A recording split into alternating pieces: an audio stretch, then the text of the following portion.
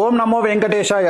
భారతదేశంలోని కాశ్మీర్, పంజాబ్ అలాగే దక్షిణ భారతదేశంలోని కొన్ని ప్రాంతాలలో ఈ సంవత్సరం తర్వాత ఉగ్రవాద దాడులు జరిగే అవకాశాలు కనిపిస్తూ ఉన్నాయి. ప్రజలు జాగ్రత్తగా ఉండాలి. సో అతి ముఖ్యమైన విషయం, ప్రజలకు సంబంధించి గురువు అతిచారం వల్ల మేషరాశి, సింహరాశి, కుంభరాశి, మీనరాశి వారికి చాలా రకాల సమస్యలు ఉండబోతా ఉన్నాయి, ఇబ్బందులు ఉండబోతా ఉన్నాయి. ఆర్థికంగా, సామాజికంగా, న్యాయపరంగా, కుటుంబపరంగా సంచలనాలు నమోదవుతాయి. అలాగే ACDLMRST ఈ లెటర్లతో ప్రారంభమయ్యే మనుషులకి, రాష్ట్రాలకి, దేశాలకు సమస్యలు ఉండేటువంటి అవకాశాలు కనిపిస్తూ ఉన్నాయి. తెలుగు చిత్ర పరిశ్రమలోని ప్రముఖ నిర్మాణ సంస్థలన్నీ కూడా దాదాపుగా 90% దివాలా దిశగా, నష్టాల దిశగా ప్రయాణం చేసే అవకాశం ఉంది. పెద్ద పెద్ద కంపెనీలన్నీ కూడా ఆర్థికంగా తీవ్రంగా నష్టపోయే ప్రమాదం ఉంది. తెలుగు రాష్ట్రాలకు మరియు దక్షిణ భారతదేశానికి సంబంధించినటువంటి చిత్ర పరిశ్రమకు సంబంధించిన మనుషులు మరియు రాజకీయ నాయకులు మరియు వ్యాపారవేత్తలు వారి సంతానం వల్ల వారి కుటుంబాలకు తీవ్రమైనటువంటి సమస్యలు ఈ సంవత్సరం ఎదుర్కొనే అవకాశం ఉంది. ఆ కుటుంబాల్లో ఉండే 21 సంవత్సరాల లోపు పిల్లల వల్ల ఆ కుటుంబాలకు తీవ్రమైనటువంటి చెడ్డ పేరు, కుటుంబ గౌరవం దెబ్బతినే అవకాశాలు పూర్తిగా కనిపిస్తున్నాయి. సో అలాగే దక్షిణ భారతదేశానికి సంబంధించి తమిళ, తెలుగు అంటే తెలంగాణ, ఆంధ్రప్రదేశ్ రాష్ట్రాల రాజకీయాలు సంచలనాలకు మారుపేరుగా మారతాయి.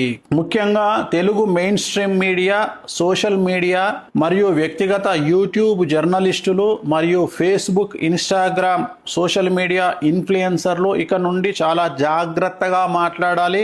వీరి మీద కేసులు నమోదయ్యే అవకాశం ఉంది.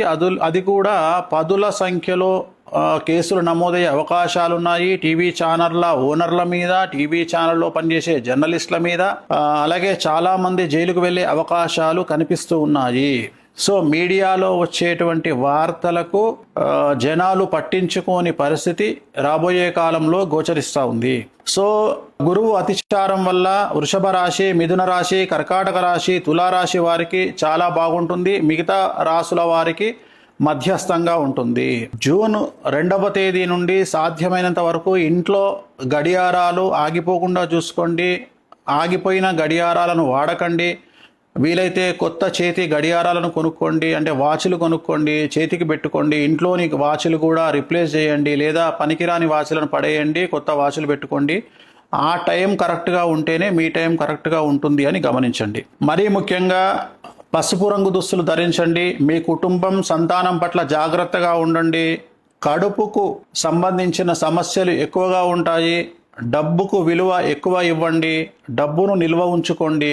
ఆరోగ్యం పట్ల శ్రద్ధ వహించండి. రాబోయే కొన్ని సంవత్సరాల పాటు ఎన్నికల ఫలితాల మీద మరియు క్రికెట్ మీద బెట్టింగులు కాయకండి. బెట్టింగులకు దూరంగా ఉండండి. రాబోయే రోజుల్లో ప్రేమలు, అనుబంధాలు మతాల కంటే డబ్బు, తిండి, బట్ట ముఖ్యమని ప్రజలు తెలుసుకుంటారు. కడుపు నిండా తిండి, మానసిక ఆరోగ్యం ముఖ్యమని తెలుసుకుంటారు. సో 18 సంవత్సరాల లోపు పిల్లలు ఉన్నటువంటి తల్లిదండ్రులు జాగ్రత్తగా ఉండాలి. ఈ వయసులో ఉన్నటువంటి పిల్లల వల్ల కుటుంబానికి చెడ్డ పేరు వచ్చే అవకాశం ఉంది. కేసులు మరియు విపరీతమైన సమస్యలు సంతానం వల్ల పెద్దలకు కలిగే అవకాశం ఉంది. సో కార్లలో, బైకుల పైన అతి వేగంగా ప్రయాణించడం వల్ల వాహన ప్రమాదాలతో ఇబ్బందులు ఏర్పడే పరిస్థితులు కనిపిస్తున్నాయి. కనుక వేగాన్ని తగ్గించి బాధ్యతగా హెల్మెట్ ధరించి వాహనాలు నడపడం మంచిది. దయచేసి తల్లిదండ్రులు సంతానం విషయంలో జాగ్రత్తగా ఉండండి. సో ఇతర మనుషుల సీక్రెట్లను తెలుసుకొని వాళ్లను బ్లాక్మెయిల్ చేద్దామనుకునేటువంటి కొంతమంది మనుషులు సమాజంలో ఉంటారు. ప్రతి చాటును, ప్రతి వీడియోను, ప్రతి మాటను సేవ్ చేసి పెట్టుకునేటువంటి అమ్మాయిలు ఉంటారు, అబ్బాయిలు ఉంటారు. ఫ్యూచర్లో ప్రాబ్లమ్స్ వస్తే వాడుకుందామని ఆలోచించేటువంటి జనాలు ఉంటారు. సో అలాంటి వారికి ఈ సంవత్సరము నుండి సమస్యలు తప్పవు. సో ఎవరినో టార్గెట్ చేయడానికి మీరు దాచిపెట్టుకునేటువంటి చాటు మరియు వీడియోలు మరియు మెసేజ్లు మిమ్మల్ని రోడ్డు మీదకి తీసుకొచ్చే అవకాశం ఉంది. అనుకోని సమస్యల్లో మీరు పడ్డ వెంటనే అవన్నీ బయటికి వచ్చే అవకాశాలు ఉన్నాయి. కాబట్టి ఎలాంటి చాటును కానీ వీడియోలను కానీ ఉంచుకోకుండా మీరు సేవ్ చేసుకున్న వాటిని డిలీట్ చేయండి. సమస్యల నుండి బయటపడండి. సో అలాగే మనము చాలా విషయాలను గురించి మనం తెలుసుకున్నట్లయితే ఈ సంవత్సరం ఉండేటువంటి ఈ సమస్యలన్నింటికి కొన్ని రెమెడీస్ను మనం గమనించాల్సి ఉంటుంది. సాధ్యమైనంత వరకు శ్రీకాళహస్తిలోని గురు దక్షిణామూర్తి మీకు తెలుసు కదా, మెయిన్ ఎంట్రన్స్లో ఎదురుగానే కనిపిస్తారు. గురు దక్షిణామూర్తి వద్ద గురువారం నాడు ప్రత్యేకమైన పూజ నిర్వహించుకోండి.